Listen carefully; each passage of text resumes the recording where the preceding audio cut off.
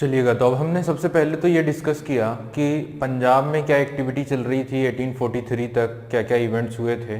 ठीक है, अब हम बात करते हैं कि अगर ये जो युद्ध हुआ है फर्स्ट एंग्लो सिख वॉर 1845 से 46, इस वॉर के पीछे ब्रिटिशर्स के क्या एक्शन थे, ब्रिटिशर्स ने क्या एक्टिविटी परफॉर्म करी थी, और फिर ये जो युद्ध है वो हुआ था। ठीक है, चलिए, तो यहाँ पे हम अगर बात करें ना, तो जैसे ही डेथ होती है रंजीत सिंह की, और रंजीत सिंह की मृत्यु होने के बाद ब्रिटिशर्स की पॉलिसी में क्या चेंज देखने को मिलता है।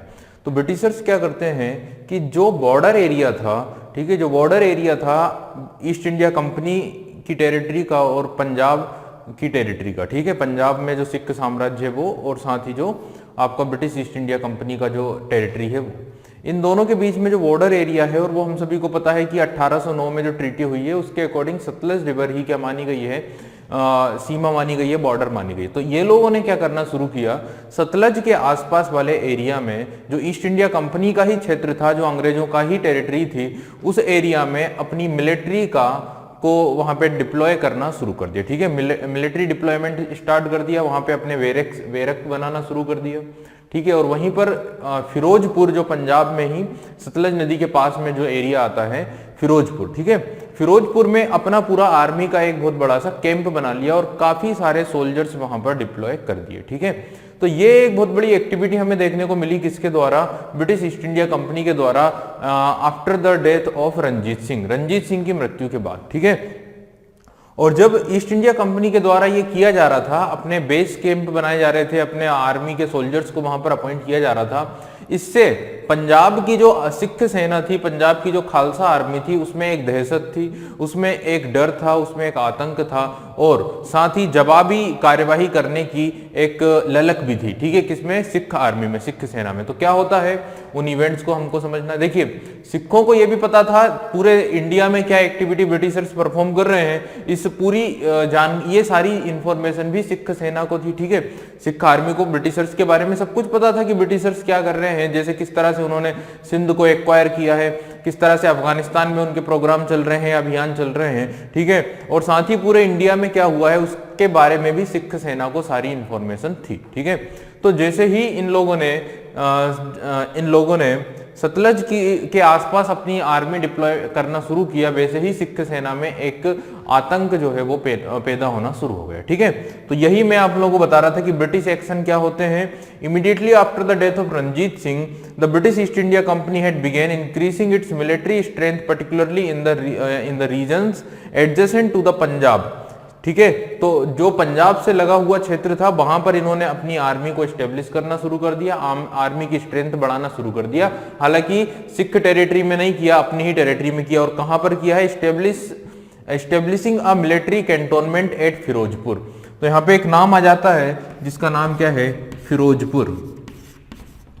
फिरोजपुर जो पंजाब में आता है, यहां पर अंग्रेजों के द्वारा काफी ज्यादा नंबर ऑफ सोल्जर्स इकट्ठे किए गए, एक आर्मी कैंटोनमेंट स्टेब्लिश किया गया। ठीक है, only a few miles from the Sutlej river which marked a frontier between British ruled India and the Punjab. ठीक है, तो ये एक प्रकार से फ्रंटियर बन चुका था, ये एक प्रकार से मुख्य केंद्र बन चुका था। ठीक है, तो ये आप जो चीजें समझ गए हैं, इतनी बातें आप लोगों को क्लियर हो गई होगी।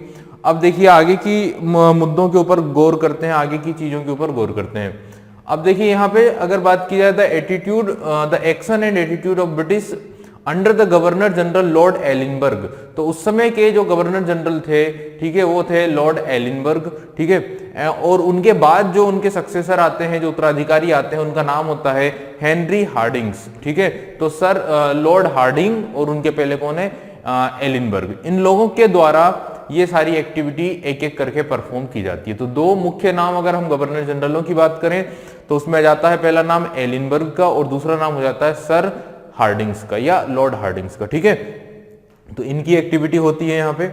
अब देखिए बाई मोस्ट ब्रिटिश अकाउंट्स, अब जब भी देखिए हिस्ट्री में कोई इवेंट जो हुए हैं उसमें जो इतिहासकार रहे हैं, उसमें एक ब्रिटिशर्स के जो हिस्टोरियंस रहे हैं उनके क्या कहना है, उनका क्या विचार है, और इंडियन हिस्टोरियंस का क्या विचार है इस एक्टिविटी पर, इस इवेंट्स पर, उसको हम ध्यान में रखते हैं। तो ब्रिटिशर्स का ये कहना था, ब्रिटिश इतिहासकारों का ये मानना था कि जब रंजीत सिंह की मृत्यु होती है तो वहां की जो पंजाब की जो सेंट्रल पावर थी, जो केंद्रीय शक्ति थी, वो कमजोर हो गई थी। ठीक है, सेंट्रल पावर वीक हो गई थी और पंजाब की जो सिख सेना थी उसे कंट्रोल करने के लिए ना कुछ भी कोई भी ऐसे मुख्य लोग नहीं थे जो उस सेना को कंट्रोल कर सकते थे। और उसी कारण से, इसी डर के कारण से उनके द्वारा यानी अंग्रेजों के द्वारा पंजाब से लगी हुई सीमा में की सुरक्षा बढ़ाई गई थी और वहां पे सोल्जर्स रखे जा रहे थे। ठीक है, तो इन्हें किस बात का डर था? इन्हें इस बात का डर था कि पंजाब की जो सिख सेना है वो ब्रिटिश टेरिटरी में इन्वेजन कर सकती है, ब्रिटिश साम्राज्य को नुकसान पहुंचा सकती है। और इसी डर के कारण हमने अपनी सेनाओं को वहां पर इस्टेब्लिश किया था, वहां पर अपने कैंटोनमेंट कैंप बनाए थे। ठीक है, जबकि इंडियन और सिख जो हिस्टोरियंस है उनका क्या कहना है? तो Sikh and Indian historians have countered that the military preparation made by these governor generals were offensive in nature. तो यहां पर इंडियन इतिहासकारों का यह कहना है कि ब्रिटेन के जो गवर्नर जनरलों के द्वारा इस तरह से आर्मी की प्रिपरेशन की गई थी, ये काफी विवादित थी और इस तरह से एक्टिविटी परफॉर्म करना ये ऑब्वियसली गलत था। अगर आप किसी आर्मी की अगर आप बॉर्डर एरिया पर अगर इतनी ज्यादा मिलिट्री डिप्लॉयमेंट करेंगे तो अपोजिशन वाले व्यक्ति में एक आतंक, डर या शक की जो बात है वो तो देखने को मिलेगी ही ना। ठीक है, अगर एग्जांपल की बात करें तो कुछ ही दिनों पहले जो इंडिया और चाइना की बॉर्डर पर हो रहा था गलवान वैली में, तो जिस तरह से चाइना की जो आर्मी है वो बॉर्डर के पास अगर इतनी ज्यादा संख्या में आ जाती है तो ऑब्वियसली कि हम भी कुछ ना कुछ एक्टिविटी परफॉर्म करना शुरू करेंगे, क्योंकि हमारे अंदर भी डर आएगा। ठीक है, इसलिए क्या होता है, बॉर्डर एरिया पर कुछ भी मिलिट्री कैंप वगैरह नहीं बनाए जाते हैं, उससे थोड़ी डिस्टेंस पर, दूरी पर बनाए जाते हैं। अगर कोई बॉर्डर पर ही आकर खड़ा हो जाता है सेना लेकर तो ऑब्वियसली सामने वाली जो टीम होगी, सामने वाला जो अपोजिशन का जो साइड होगा, उनमें भी एक डर का माहौल पैदा होगा और वो भी अपनी सेनाओं को वहां पर भेजेंगे और ऑब्वियसली फिर क्या होगा, फिर कुछ ना कुछ बात पर जो जंग है वो शुरू हो ही जाएगी। तो ये जो अलग अलग जो इतिहासकार हैं उनके अलग अलग विचार हैं। जैसे ब्रिटिशर्स का ये मानना है कि उनके पंजाब में जो है कोई भी सेंट्रल लीडर नहीं था, जिस कारण से सिख सेना अव्यवस्थित हो गई थी और उन्हें डर था कि सिख सेना उनकी टेरिटरी में अटैक कर सकती है। जबकि इंडियन और सिख इतिहासकारों का यह कहना है कि जिस तरह से बॉर्डर वाले एरिया में जो आर्मी स्ट्रेंथ बढ़ाई गई थी ये काफी विवादित था और इसी कारण से ये जो युद्ध है वो देखने को मिला है। क्योंकि ब्रिटिशर्स ने ना कई सारे ऐसे विवादित ब्रिज बनाए थे, अपनी गन फैक्ट्रीज या कई सारे ऐसे आर्मी के या युद्ध के जो वेपन्स हैं उन्हें वहां पे इकट्ठा करना शुरू किया था। ठीक है, ये सारी चीजें वहां पर देखने को हमें मिलती है। अब देखिए आगे की अगर हम बात करें, हाँ, तो क्या होता है कि साथ ही इतिहासकारों का यह भी मानना है कि कई सारे ऐसे ब्रिटिश ऑफिशियल्स थे, कई सारे ऐसे ब्रिटिश अधिकारी थे जो ये चाहते थे कि जो पंजाब है उस पर भी उनका क्या हो जाए, कंट्रोल हो जाए। ठीक है, पंजाब को वो अपने नियंत्रण में लेना चाहते थे। For some British officials there was a strong desire to expand British influence and control into the Punjab, as it was the only remaining formidable force that could threaten the British hold in India and the last remaining independent kingdom not under British influence।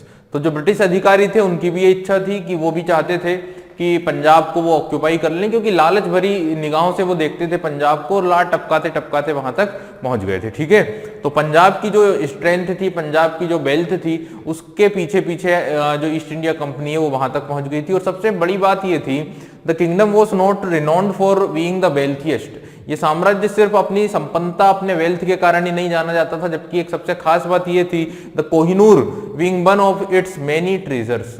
तो कोहिनूर इस साम्राज्य के खजाने में एक सबसे महत्वपूर्ण चीज थी जो यहाँ पर मौजूद थी। ठीक है, तो ये एक बड़ा कारण बन जाता है और इस तरह से ईस्ट इंडिया कंपनी के अधिकारियों का जो लालच है वो पंजाब के ऊपर देखने को हमें मिलता है। ठीक है, अब देखिए अगर हम बात करें कॉज ऑफ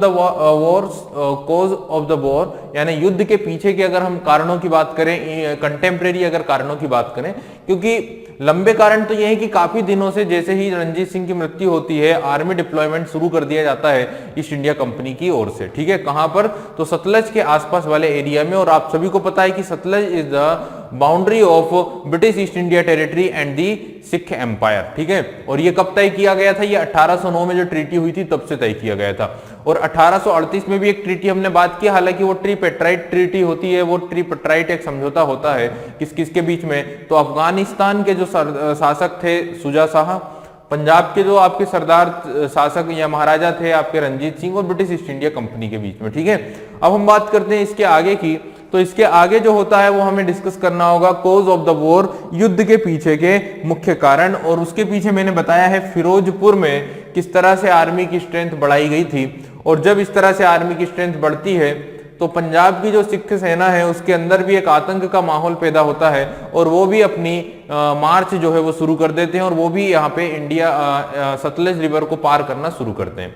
और यही इवेंट देखने को मिलता है 9 दिसंबर 1945 को, 9 दिसंबर 1945 को, सॉरी 9 दिसंबर 1845 को, 9 दिसंबर 1945 को, सॉरी 1845 को। तो लगभग 9 दिसंबर 1845 को क्या होता है, इस दिन क्या होता है, सिख आर्मी या सिख सेना सतलज रिवर को पार कर जाती है, सतलज नदी को क्या सॉरी यहाँ पे ना थोड़ा सा आप लोग ध्यान रखिए, 9 दिसंबर नहीं, यहाँ पे जो आएगा वो क्या आएगा 11 दिसंबर। तो 11 दिसंबर 1845 को जो सिख सेना है वो क्या करती है, सिख सेना अपनी जो बाउंड्री है सतलज रिवर उसको पार कर जाती है। ठीक है, अब ये सतलज रिवर को जो पार किया है, इसके पीछे जो इन्होंने परमिशन ली है वो किससे ली है, ऑब्वियसली परमिशन इंडिया अपने जो शासक हैं, जो रूलर्स हैं उनसे ली होगी, और ये जो परमिशन उन्होंने ली है ये किससे ली है, ये दिलीप सिंह से ली है। और दिलीप सिंह की अगर बात की जाए तो उनकी कोई ज्यादा एज नहीं थी, 5 या 6 साल के उम्र के ये रूलर थे। और इनकी संरक्षिका कौन थी, तो इनकी माँ जो रानी जिंद थी या रानी जो जिंदन थी वो इनकी क्या थी, संरक्षिका थी। ठीक है, तो ये एक खास बात आप लोग समझें कि युद्ध के पीछे का जो कारण बनता है वो 11 दिसंबर 1845 को सिख सेना के द्वारा जो सतलज नदी को क्रॉस किया गया है वो बनता है। अब ये रिवर को क्रॉस क्यों किया है सिख आर्मी ने, उसको हम समझने की कोशिश करते हैं यहाँ पे। चलिएगा, तो यहाँ पे हमने बात करी कि किस तरह से 11 दिसंबर 1845 को, 11 दिसंबर 1845 को जो सिख सेना है वो क्रॉस करती है सतलज रिवर, और सतलज नदी के पूर्व में सतलज के ईस्ट में एक विलेज आता है, एक गांव होता है जिसका नाम था मोरान गांव। और मोरान गांव के बारे में ये कहा जाता है इतिहासकारों के द्वारा कि मोरान गांव एक डिस्प्यूटेड विलेज था, एक डिस्प्यूटेड गांव था, विवादित गांव था, और उस पर किसका हक है, उस पर किसका अधिकार है, ये विवादित था। यानी अंग्रेजों का भी नहीं था और पंजाब के सिख साम्राज्य का भी नहीं था।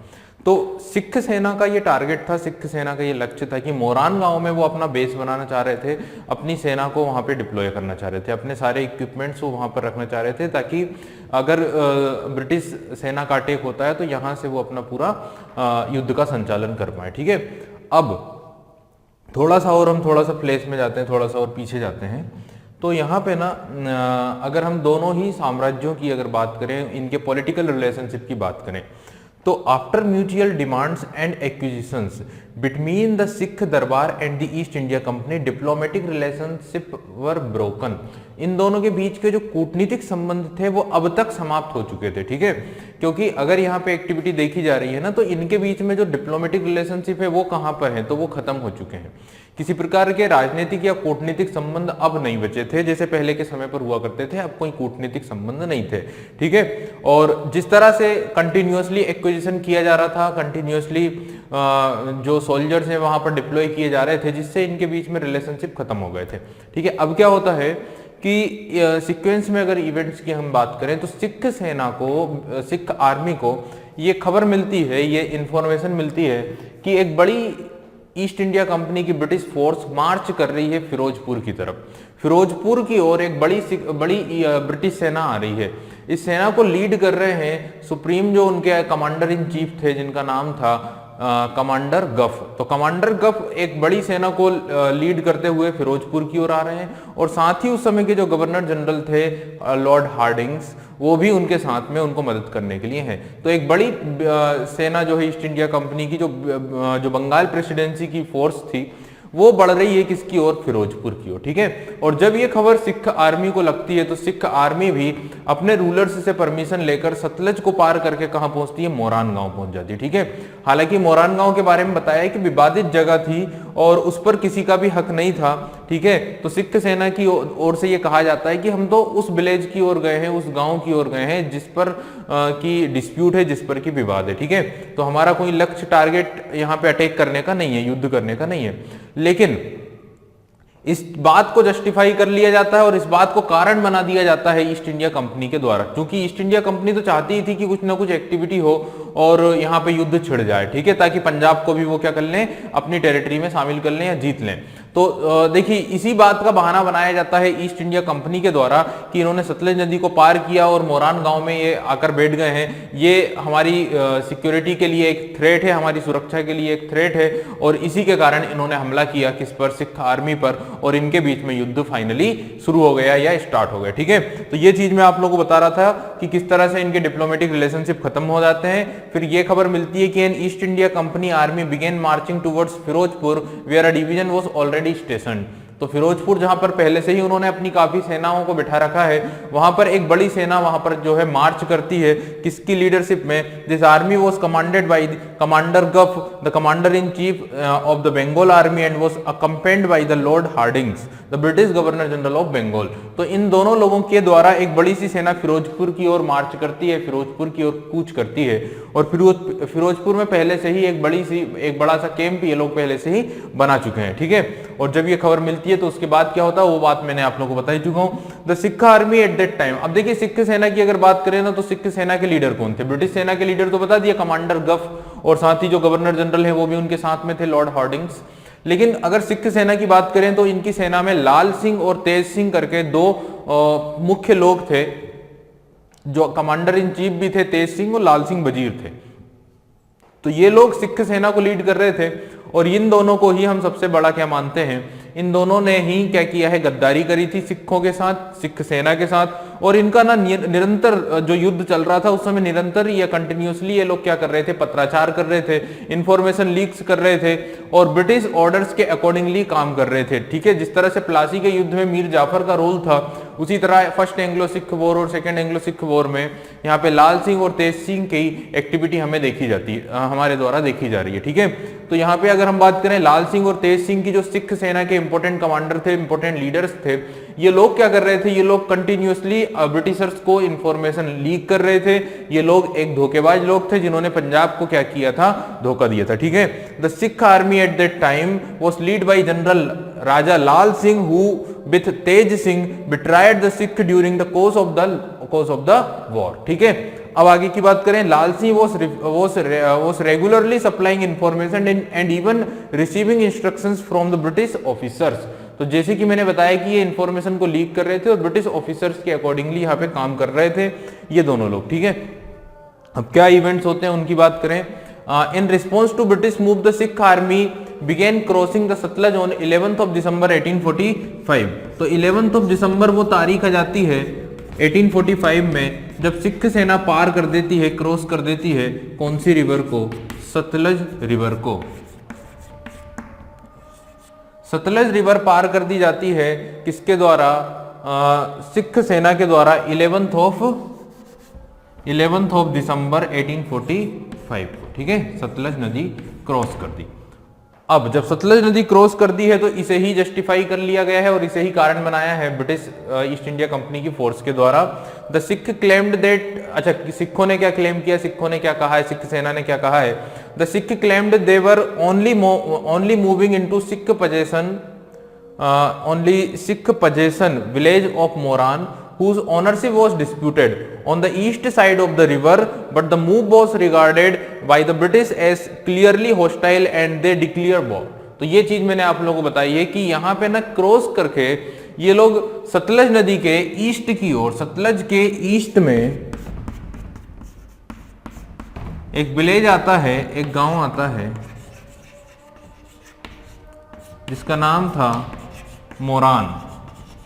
और ये जो मोरान विलेज है इसके पोजीशन को लेकर थोड़ा सा डिस्प्यूट था दोनों के बीच में, और ब्रिटिशर्स ये मानते थे कि ये उनका क्षेत्र है और पंजाब के जो एम्पायर के लोग थे इसे अपने टेरिटरी के रूप में कंसीडर करते थे, ठीक है। तो यही बात मैंने बताया है आप लोगों को कि the Sikh claimed they were only moving into Sikh possessions. तो सिखों ने कहा ये तो हमारे पोजेशन की टेरिटरी है, और ये कहाँ पर है, तो on the east of the river, ठीक है। तो रिवर के ईस्ट में जो टेरिटरी थी वो तो वैसे भी सिखों की टेरिटरी थी, नॉर्थ और ईस्ट में, ठीक है। अब यहाँ पे क्या होता है, but the move was regarded by the British as clearly hostile and they were declare war. और ये जो मूव था इस ईस्ट सिख सेना का, ये पूरी तरह से दुश्मनी से भरा हुआ था, एक हॉस्टाइल मूव था, और इसी के कारण उन्होंने यहाँ पे वॉर क्या कर दिया है, डिक्लेयर कर दिया। East India company declared the war against that move, जो मूव इन्होंने लिया है, जो स्टेप इन्होंने लिए सतलज को पार करने की, ठीक है। और फिर जो युद्ध होता है, ये जो युद्ध लड़ा जा रहा है, इस युद्ध की अगर हम बात करें तो ये एक जगह से युद्ध नहीं हो रहा है, ये एक पॉइंट पर युद्ध नहीं हो रहा है, ये अलग अलग जगहों पर लड़ी जा रही लड़ाइयां थी, अलग अलग यहाँ पे सीरीज ऑफ वॉर्स हुए थे, अलग अलग डेट पर अलग अलग युद्ध लड़े गए थे, ठीक है।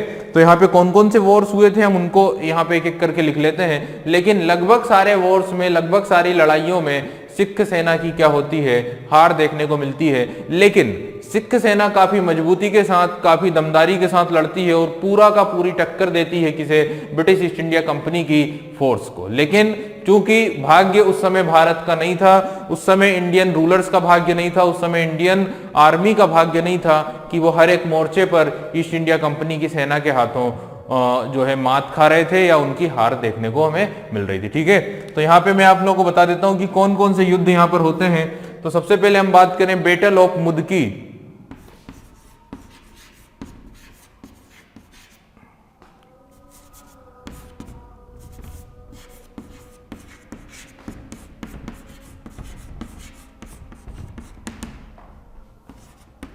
बैटल ऑफ मुदकी के बाद होता है बैटल ऑफ फिरोज शाह।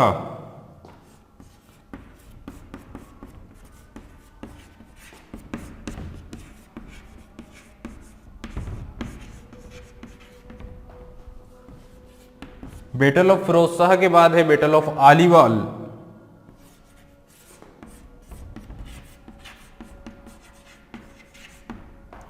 और फिर जो है बैटल ऑफ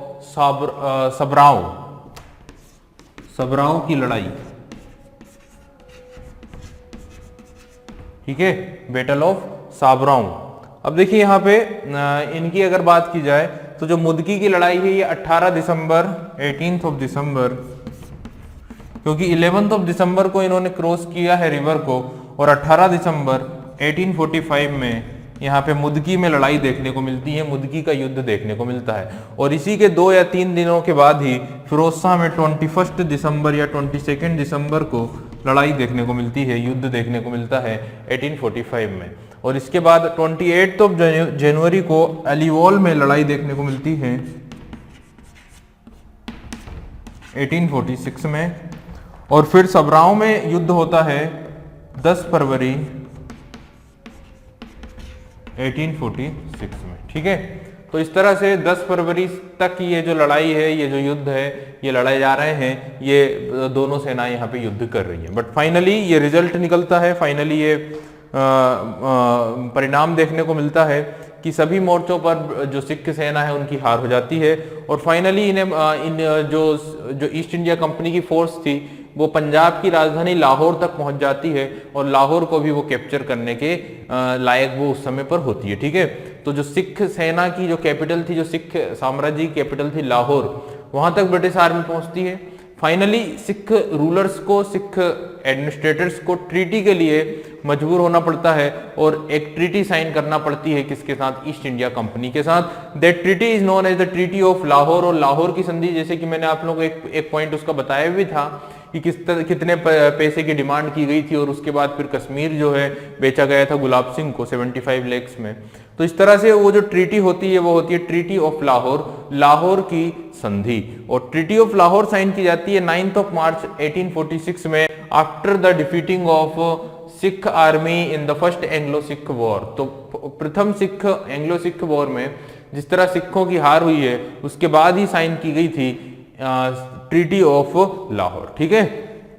देखिए इस युद्ध में ना अगर हम बात करें आर्मी की, तो लगभग 30 या 20,000 की फोर्स थी ब्रिटिश ईस्ट इंडिया कंपनी की, और 50,000 की फोर्स थी सिख आर्मी की। सिख सेना के पास 50,000 के सैनिक थे, और ब्रिटिश आर्मी के पास लगभग 20 to 30,000 की फोर्स थी, ठीक है। लेकिन आप लोगों को पता है किस तरह से यहाँ पे इस सेना में दो गद्दार थे लाल सिंह और तेज सिंह, जिनके कारण से इस युद्ध में हार होती है सिख सेना की। ठीक है, चलिए तो अब यहाँ पे गौर करेंगे ट्रीटी ऑफ लाहौर के कुछ पॉइंट्स के ऊपर। चलिए तो अब हम बात करते हैं कि किस तरह से ये जो युद्ध लड़े गए थे अलग अलग मोर्चों पर between the Sikh army and the British East India company force. तो ब्रिटिश ईस्ट इंडिया कंपनी की फोर्स और सिख आर्मी के बीच में जो युद्ध हुए हैं, फाइनली जो हमने लिखा battle of Aliwal, battle of where, जो अलग अलग जो हमने युद्ध की बात की है, तो ये जो अलग अलग मोर्चों पर युद्ध हुए इसमें फाइनली जो हार हुई है, वो जो हार हुई है वो हुई है, या जो सरेंडर किया सिख आर्मी ने वो कब किया, 20 फरवरी को जब सिख सेना के द्वारा क्या किया गया, सरेंडर किया गया। और जो ईस्ट इंडिया कंपनी की जो फोर्स थी, ईस्ट इंडिया कंपनी की जो सेना थी वो कहाँ तक पहुंच चुकी थी, लाहौर तक। ठीक है, सबराव के युद्ध तक। सबराव का युद्ध लास्ट युद्ध था, the battle of Sobraon. 20 Feb 1846 को सरेंडर कर दिया गया था सिख सेना के द्वारा। और ब्रिटिश ईस्ट इंडिया कंपनी की फोर्स को लीड कौन कर रहा था, तो कमांडर जो सुप्रीम कमांडर था सेना का वो था कमांडर गफ। ठीक है, तो ईस्ट इंडिया कंपनी के कमांडर गफ की सेना ने फाइनली सिख सेना को पराजित किया। और फिर की गई एक ट्रीटी जिसका नाम है treaty of Lahore. Treaty of Lahore की गई थी मार्च 1846 को। मार्च 1846 को इन दोनों साम्राज्यों के बीच में संधि साइन की गई है जो कि है लाहौर की। ठीक है, और ये काफी ह्यूमिलिएटिंग ट्रीटी थी, काफी ज्यादा अगर देखा जाए तो काफी ज्यादा अपमानजनक संधि थी। किसके लिए, सिख साम्राज्य के लिए, सिख रूलर्स के लिए। ठीक है, अब देखिए अगर हम इस ट्रीटी के पॉइंट्स की अगर बात करें तो जब भी युद्ध में ईस्ट इंडिया कंपनी की विजय होती थी तो वो एक वॉर डैमेज लेते थे, एक युद्ध का हर्जाना लेते थे। ठीक है, तो यहाँ पे वॉर डैमेज की बात अगर की जाए, युद्ध हर्जाने की अगर बात की जाए, क्योंकि इतना बड़ा युद्ध हुआ है, अलग अलग जगहों पर युद्ध लड़ा गया है, अगर देखा जाए तो दिसंबर से लेकर फरवरी तक ये युद्ध चला है, तो काफी नुकसान हुआ है, ऐसा ईस्ट इंडिया कंपनी के ऑफिसर्स का कहना था। और युद्ध के हर्जाने के रूप में ईस्ट इंडिया कंपनी की ओर से मांगे गए थे 1.5 करोड़ रुपीस। इट मीन्स 1,50,00,000 रुपए का हर्जाना मांगा गया था। देखिए उतना अमाउंट उस समय पर सिख साम्राज्य के पास था नहीं, तो सिर्फ आधा अमाउंट ही दे पाए थे। इट मीन 75 लाख जो है हैंड कैश इन हैंड दिया गया, यानी कि हाथों हाथ उनको इतने पैसे दिए गए 75 लाख। ठीक है, लेकिन बाकी के जो 75 लाख थे उसके लिए एक दूसरा समझौता हुआ और ईस्ट इंडिया कंपनी की ओर से ये कहा गया कि आपका जो नॉर्दर्न टेरिटरी है, सतलज के उत्तर वाला जो क्षेत्र है, ठीक है ना, वो जो पूरा एरिया है वो भी आप हमें क्या कर दीजिए, सौंप दीजिए। ठीक है, कश्मीर वाला जो क्षेत्र है वो भी हमें दे दीजिए। ठीक है, तो कश्मीर वाला जो क्षेत्र था वो भी इन्हें मिल चुका था ब्रिटिश ईस्ट इंडिया कंपनी को। और ईस्ट इंडिया कंपनी का एक समझौता किसके साथ हुआ, जम्मू के जो रूलर थे, डोगरा रूलर, किसके साथ, गुलाब सिंह के साथ। और गुलाब सिंह को 75 लाख में कश्मीर स्टेट क्या कर दिया गया, कश्मीर वाली टेरिटरी क्या कर दी गई, EIC के द्वारा बेच दी गई और उन्हें फर्स्ट महाराजा ऑफ कश्मीर का दर्जा दिया गया। ठीक है, तो ये एक समझौता हो गया गुलाब सिंह डोगरा के साथ। और कश्मीर जो था पंजाब के साम्राज्य से बाहर निकल गया, कश्मीर अब पंजाब के सिख एम्पायर से बाहर निकल गया और कश्मीर अब किसके हाथ में आ गया था, डोगरा शासक गुलाब सिंह के हाथ में। इससे काफी विवाद होगा आगे, ठीक है, वो हम डिस्कस करेंगे अभी। बाकी यहाँ पे मैंने आप लोगों को बताया कि 1.5 करोड़ रुपीस का जो वॉर डैमेज था वो अप्लाई किया गया था और उसमें से 75 लाख उस टाइम पर दिए गए। और 75 लाख के बदले में क्या किया, EIC ने कश्मीर वाली टेरिटरी अपने पास रख ली और जो नॉर्दर्न पूरा एरिया था वो अपने पास रख लिया। ठीक है, और उसी कश्मीर को बेच दिया है किसे, गुलाब सिंह डोगरा से के पास। गुलाब सिंह डोगरा के साथ एक समझौता हो गया और उन्हें Maharaja of Kashmir, first Maharaja of Jammu and Kashmir declare कर दिया गया। ठीक है, 75 लाख में। दूसरा सबसे इंपॉर्टेंट पॉइंट ये था, अगर टेरिटरी की बात की जाए, एरियाज की बात की जाए, तो काफी ज्यादा जो एग्रीकल्चर जो एरिया था वो था जालंधर दोआब। कौन सा क्षेत्र, जालंधर दोआब या जलंधर दोआब,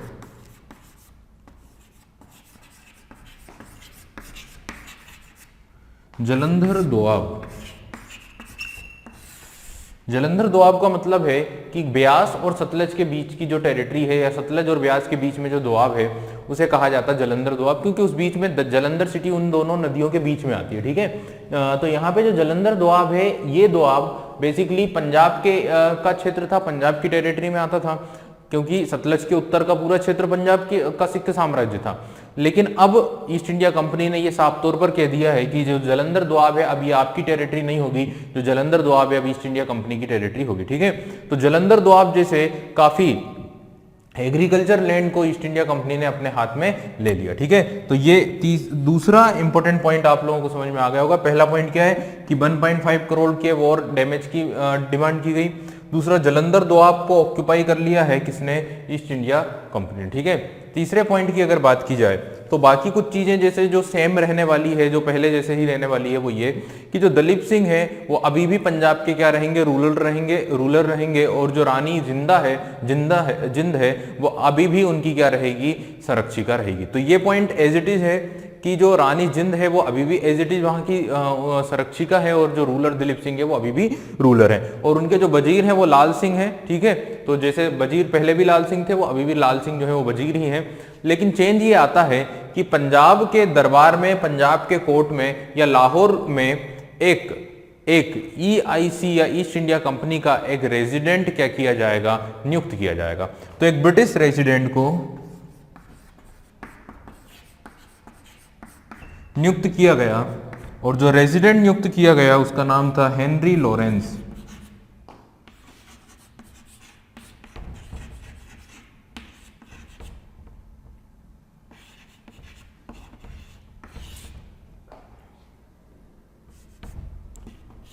हेनरी लॉरेंस को रेजिडेंट के रूप में अपॉइंट किया गया है लाहौर में या लाहौर के कोर्ट में। ठीक है, और आप सभी को पता है कि जब ये ब्रिटिश रेजिडेंट अपॉइंट किए जाते हैं तो इनके साथ में ना एक छोटी सी ब्रिटिश आर्मी भी रखी जाती है, ब्रिटिश ईस्ट इंडिया कंपनी की सेना भी रखी जाती है।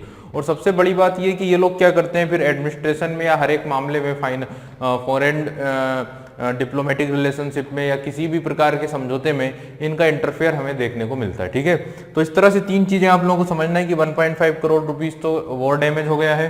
जालंधर दोआब जो एक बहुत ही महत्वपूर्ण जो एक एग्रीकल्चर लैंड था उसको ऑक्यूपाई कर लिया ईस्ट इंडिया कंपनी ने। साथ ही एक ब्रिटिश रेजिडेंट को अपॉइंट किया गया है जिसका नाम क्या है? Henry Lawrence. हेनरी लॉरेंस को एक ब्रिटिश रेजिडेंट के रूप में यहां पर क्या किया गया था? अपॉइंट किया गया था। ठीक है, तो इस ट्रीटी ऑफ लाहौर के सबसे खास और सबसे इंपॉर्टेंट जो पॉइंट्स थे वो मैंने आप लोगों को बताए। ठीक है, यहाँ पे कुछ और चीजें जैसे सिख सेना की अगर बात की जाए तो सिख आर्मी की ना संख्या में भी क्या की गई है? रिड्यूस किया गया है, आर्मी की संख्या को कम किया गया है। एक पॉइंट ये भी ध्यान रखिएगा, सिख सोल्जर्स की या सिख आर्मी को कम किया गया, इनकी संख्या को कम किया गया। ठीक है, और साथ ही जो दूसरी यूरोपियन सोल्जर्स जो रिक्रूट किए जाते थे इनकी सेनाओं में, इस पर भी क्या की गई? रोक लगाई गई। ठीक है, तो सिख सोल्जर्स या सिख सेनाओं की संख्या में कमी की गई। साथ ही जो अदर यूरोपियन कंट्रीज के सहायक होते थे इनकी सेनाओं में, उस पर भी क्या कर दी गई? रोक लगा दी गई। ठीक है, अब हम चलते हैं आगे के बिंदुओं पर, आगे के पॉइंट्स पर। तो जैसे कि मैंने बताया कि यहाँ पे सबसे बड़ी बात या सबसे बड़ा मुद्दा जो था वो ये था कि मार्च 1846 में तो ये ट्रीटी हो गई, कोई प्रॉब्लम नहीं थी। लेकिन प्रॉब्लम कहाँ पे क्रिएट हुई कि जब कश्मीर जैसा एक इंपॉर्टेंट एरिया सिख साम्राज्य के हाथ से निकल गया due to the treaty of Lahore, तो इस बात के कारण काफी ज्यादा हो हल्ला होने लगा, काफी ज्यादा विवाद पैदा होने लगा। ठीक है, काफी ज्यादा रिवोल्ट होने लगा इस ट्रीटी के खिलाफ, या जो पंजाब के जो एडमिनिस्ट्रेटर्स थे, पंजाब के जो रूलर्स थे, उनके खिलाफ वहां के लोगों में विद्रोह होने लगा, एक रिवोल्ट होने लगा। ठीक है, और उसी चीज को कंट्रोल करने के लिए, उसी चीज को दबाने के लिए अगेन एक ट्रीटी की गई, अगेन एक संधि की गई। और ये जो ट्रीटी थी ये की गई थी दिसंबर 1846 में, जिसे कहा जाता है ट्रीटी ऑफ भैरोवॉल। ठीक है, तो यहां पे मैं एक नाम और लिखूंगा, after the treaty of Lahore एक और ट्रीटी हुई थी दिसंबर 1846 में, जिसका नाम है ट्रीटी ऑफ भैरोवॉल। ठीक है,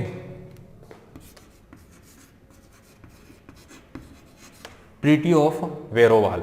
अब यहां पे हम डिस्कस करेंगे ट्रीटी ऑफ वेरोवॉल के कुछ इंपॉर्टेंट पॉइंट्स क्या क्या हैं, ट्रीटी ऑफ वेरोवॉल में क्या क्या बातें बोली गई जो दिसंबर 1846 में साइन की गई थी। ठीक है, अब देखिए इस ट्रीटी का ना सबसे खास और सबसे ह्यूमिलेटिंग जो पॉइंट है, सबसे ज्यादा अपमानजनक जो बिंदु है, सबसे ज्यादा कष्ट देने वाला जो पॉइंट है वो ये है कि जो रानी जिंद, जो कि वहां की संरक्षिका थी, जो कि एक रीजेंट थी, उन्हें उस पोस्ट से क्या किया गया है? रिमूव कर दिया गया। ठीक है, Rani Jind was removing to the post of regent. तो रीजेंटशिप की जो पोस्ट पर अपॉइंटेड थी रानी जिंद, उन्हें उस पोस्ट से रिमूव कर दिया गया है। साथ ही उन्हें यह आदेश दिया गया है कि अब आपको इस टेरिटरी को छोड़कर दूसरी जगह शिफ्ट होना पड़ेगा, और उन्हें वहां से दूसरी जगह पर क्या किया गया, शिफ्ट किया गया। और उन्हें पेंशन दे दी गई, और काफी ज्यादा पेंशन नहीं, वो थी नॉमिनल सी पेंशन, पर उन्हें वहां से हटा दिया गया, दूर शिफ्ट कर दिया गया। ठीक है, तो सबसे पहली चीज ये कि जो रानी जिंद है उन्हें रीजेंटशिप की पोस्ट से, या रीजेंट जो हुआ करती थी, जो संरक्षिका हुआ करती थी, उस पोस्ट से हटा दिया गया, और उन्हें कहीं दूर ब्रिटिशर्स के द्वारा कहीं दूर उन्हें भेज दिया गया। ठीक है, तो सबसे पहला पॉइंट ये होता है कि रानी जिंद को रीजेंट की पोस्ट से हटा दिया जाता है।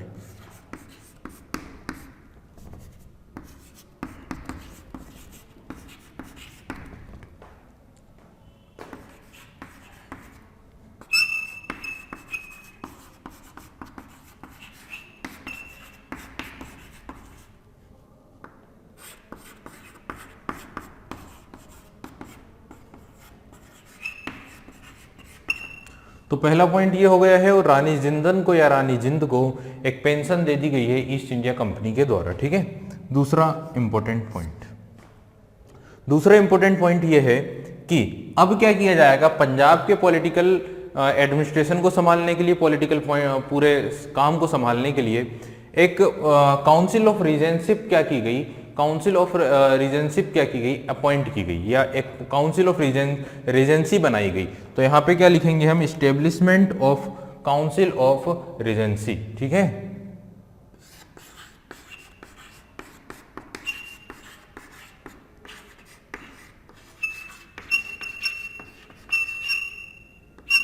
काउंसिल ऑफ रीजेंसी बनाई गई है। और इस काउंसिल ऑफ रीजेंसी में अगर बात की जाए तो जो हेड होंगे वो EIC के जो अभी हमने जो रेजिडेंट की बात की, it means Henry Lawrence. Head कौन होगा इस काउंसिल ऑफ रीजेंसी का, हेनरी लॉरेंस।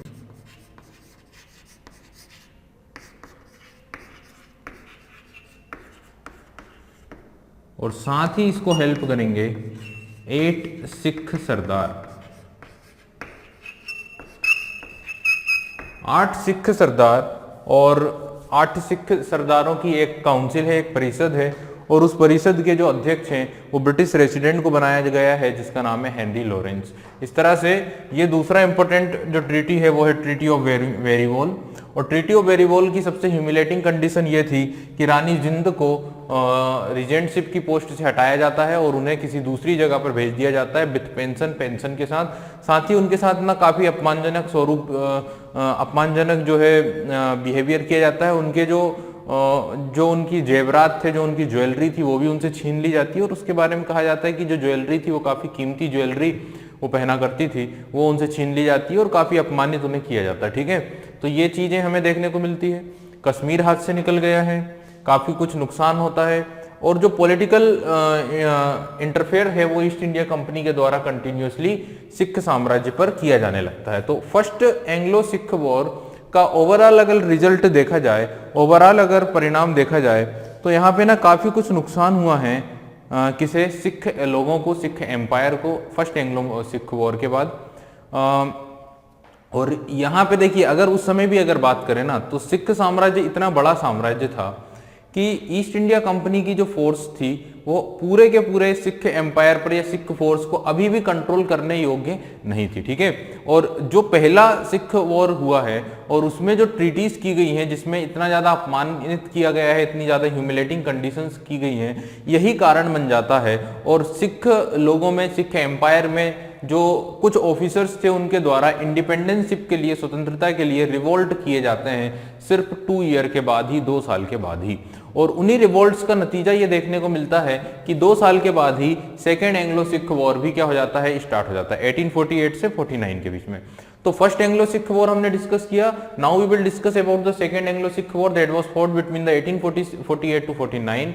और इस युद्ध के पीछे क्या कारण था, तो देखिए, पहली जो एंग्लो सिख वॉर की जो ट्रीटी थी, जिसमें काफी अपमानजनक कंडीशंस थी, काफी ह्यूमिलेटिंग कंडीशंस थी, और जो रानी जिंद और जो महाराजा दिलीप सिंह है, ठीक है, उनके साथ जो बिहेवियर किया गया था अंग्रेजों के द्वारा, साथ ही जो इंटरफेयर किया जा रहा था इन पॉलिटिकल अफेयर्स में, और साथ ही कुछ ऐसी कंडीशंस थी जिसके कारण जैसे टैक्स वगैरह, अब आप सभी को पता है कि जैसे ही ईआईसी का रूल किसी टेरिटरी पर शुरू होता है तो वो ज़्यादा से ज़्यादा रेवेन्यू अर्न करना चाहते हैं, वो जो टैक्स की रेट्स है उन्हें बढ़ा देते हैं और काफ़ी ह्यूमिलेटिंग तरीके से जनता से या फार्मर्स से टैक्स वसूला जाता है।